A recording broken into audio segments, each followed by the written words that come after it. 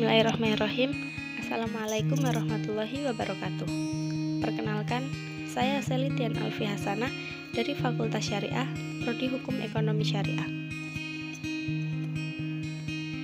Di sini, saya akan menjelaskan terkait sosialisasi prokes 5M dan pentingnya vaksinasi.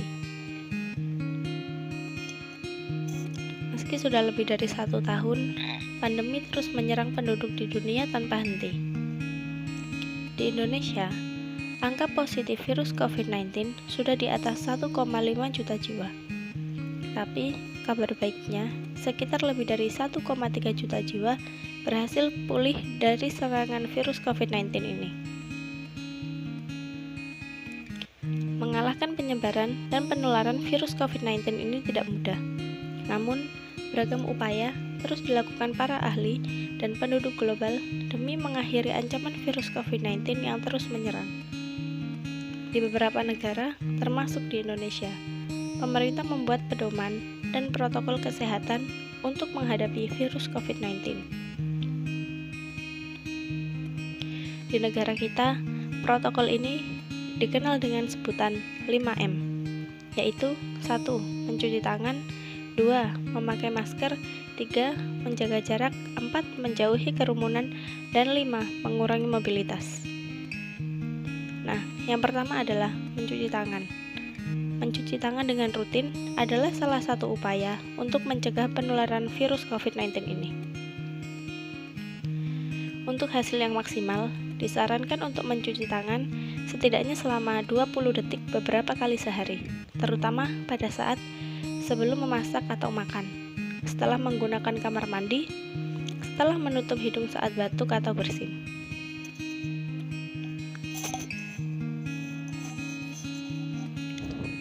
Untuk membunuh virus dan kuman-kuman yang lainnya, gunakan sabun dan air atau hand sanitizer setidaknya dengan kadar alkohol 60%. Yang kedua adalah memakai masker. Pada awal pandemi virus COVID-19 tahun lalu, Organisasi Kesehatan Dunia atau WHO mengatakan bahwa penggunaan masker hanya direkomendasikan untuk orang yang sakit.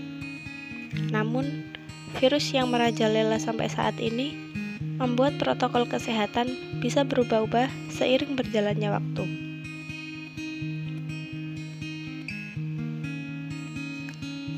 Beberapa waktu selang kebijakan WHO di atas, WHO akhirnya mengeluarkan himbauan agar semua orang, baik itu yang sehat ataupun yang sakit, agar selalu menggunakan masker saat beraktivitas di luar rumah.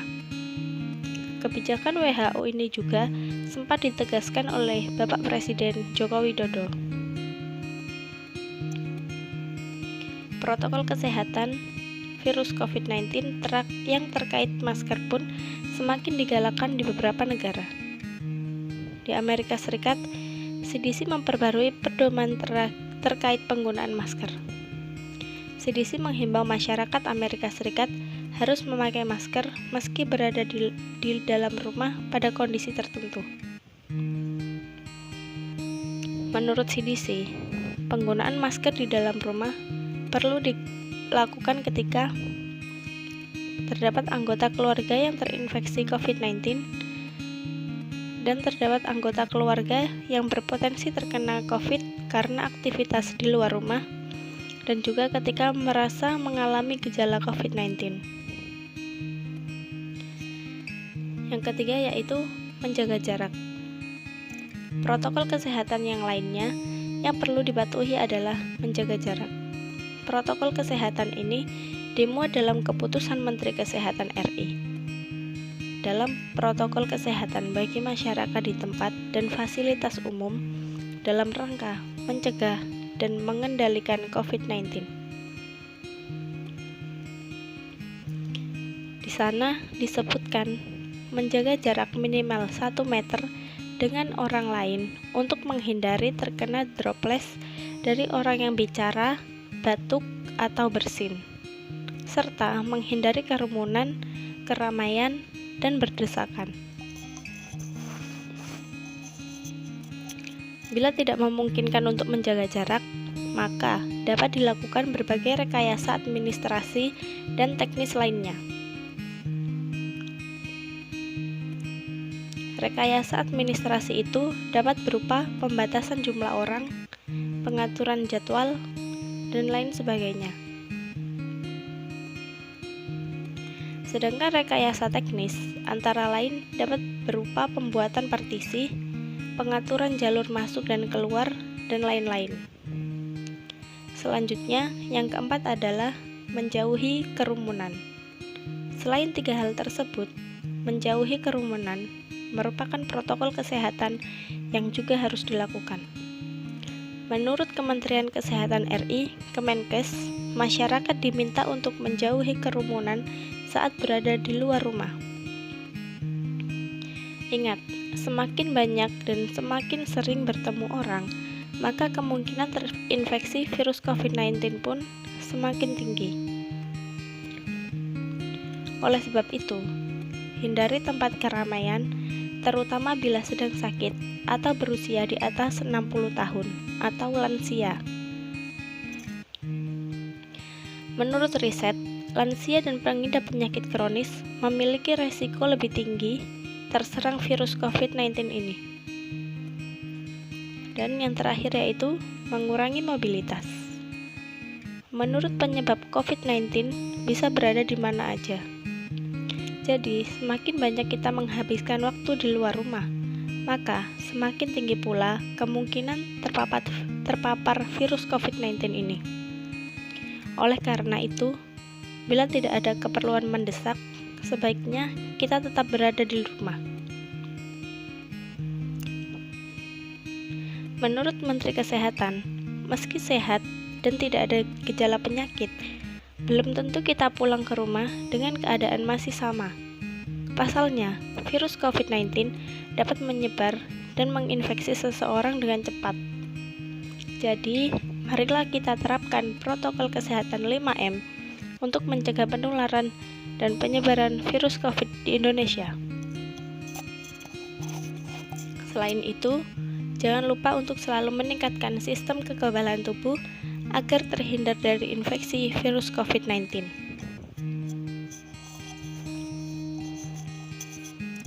Salah satu cara untuk meningkatkan kekebalan tubuh adalah dengan mengikuti vaksinasi.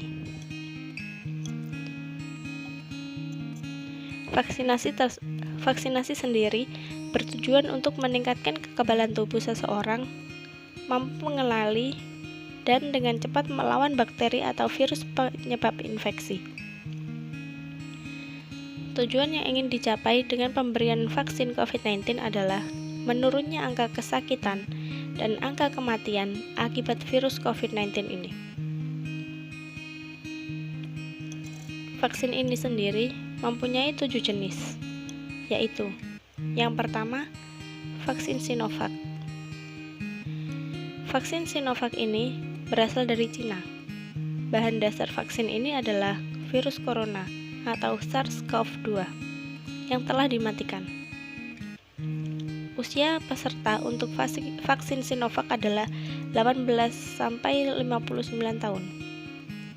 Efikasi vaksin ini yaitu 65,3% di Indonesia dan 91,2% di Turki. Setelah vaksin Sinovac disuntikan, virus yang tidak aktif pada vaksin ini akan memicu kekebalan tubuh untuk menghasilkan antibodi yang dapat melawan virus COVID-19 secara spesifik. Jadi, jika sewaktu-waktu tubuh terserang virus, sudah ada antibodi yang bisa melawannya dan mencegah terjadinya penyakit. Kemungkinan terjadinya infeksi yang bergejala pada orang yang sudah divaksinasi dengan vaksin Sinovac ini bisa turun sampai 65%. Vaksin ini dinilai aman karena efek samping yang bisa muncul hanya bersifat ringan dan sementara. Misalnya, nyeri di lokasi penyuntikan, nyeri otot, dan sakit kepala. Yang kedua, vaksin Oxford AstraZeneca. Vaksin ini berasal dari Inggris. Bahan dasar vaksin ini adalah virus hasil rekayasa genetika atau viral vector. Usia untuk vaksin ini adalah lebih dari 18 tahun sampai lebih dari 55 tahun. Efikasi vaksin AstraZeneca ini adalah 75%. Vaksin AstraZeneca terbukti aman dan efektif dalam mengurangi resiko terjadinya penyakit yang berat atau perlu dirawat di rumah sakit. Vaksin ini mengandung virus yang tidak berbahaya.